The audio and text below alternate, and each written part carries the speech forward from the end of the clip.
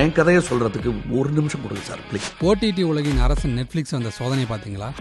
ஒரே ஒரு ட்வீட், அத்தனை பங்குகளும் மலமலன்னு இறங்கி ஒட்டுமொத்த நிறுவனமே ஆட்டம் கண்டுருச்சு. காரணம் யாரு தெரியுமா? இவர் தான். இவருக்கு இதுதான் வேலை. அப்படி நெட்ஃபிளிக்ஸ் என்னதான் பண்ணுச்சு? ஏன் மஸ்க் எதிர்க்கிறாரு? ஒரு 10 வருஷத்துக்கு முன்னாடிலாம் திரையரங்கம் சிதற படம் பார்த்தோம்.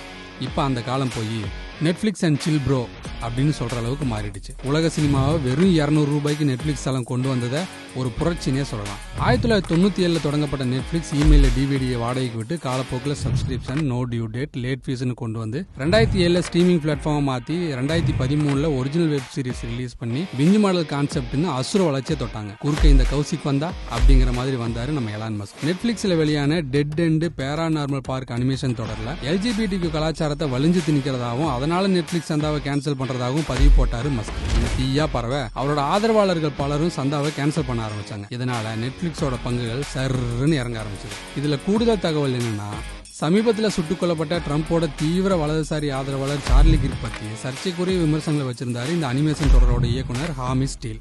அந்த விமர்சனத்துக்கு பிறகுதான் நெட்ஃபிளிக்ஸுக்கு எதிராக களத்துல இறங்கிட்டாரு மஸ்க். சரிவுல இருந்து நெட்ஃபிளிக்ஸ் மீண்டு வருமானு பொறுத்திருந்து பார்ப்போம். என்ன தப்பு பண்ற இப்படி தேடிக்கிட்டு இருக்காங்க?